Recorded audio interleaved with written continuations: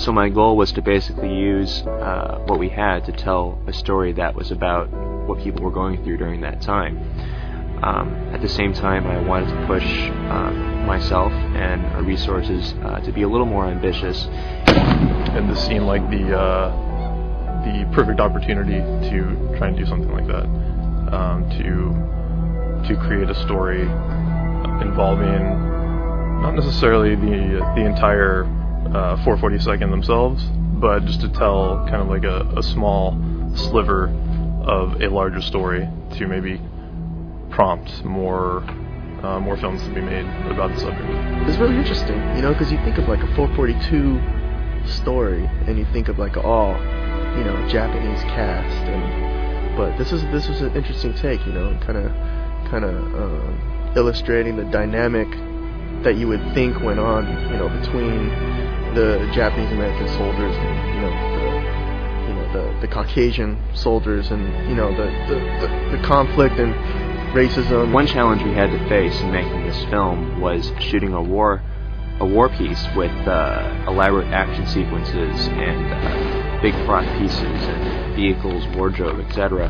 on a limited budget. So I got in contact with the California Historical Group, hobbyists that spent a lot of time recreating World War II battle scenarios that are authentic to the T, and I convinced them to come and help us with this project because of the subject matter that I thought needed some light to be shed on. Part of the way we got these reenactors to volunteer their time was that I took a couple of my buddies and a camera out into the desert and shot a little battle scene that was able to get them excited about the project.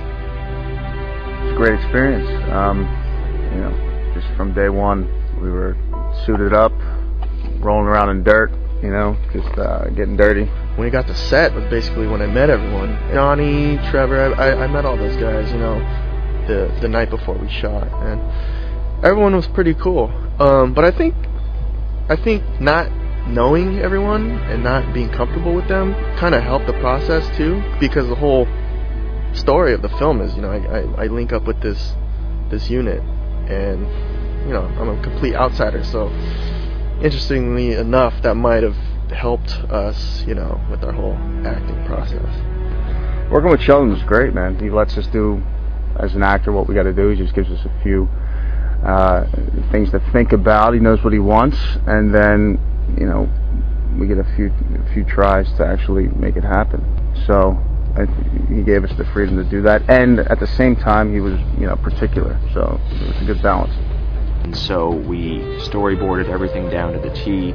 I had a binder that was filled with maps of the sites, combat diagrams, shot diagrams, reference photos, special effects diagrams. I mean, basically, our pre-production was a great example of over-planning to make sure that all the different departments came together on our 3 shoot days to get exactly what we wanted.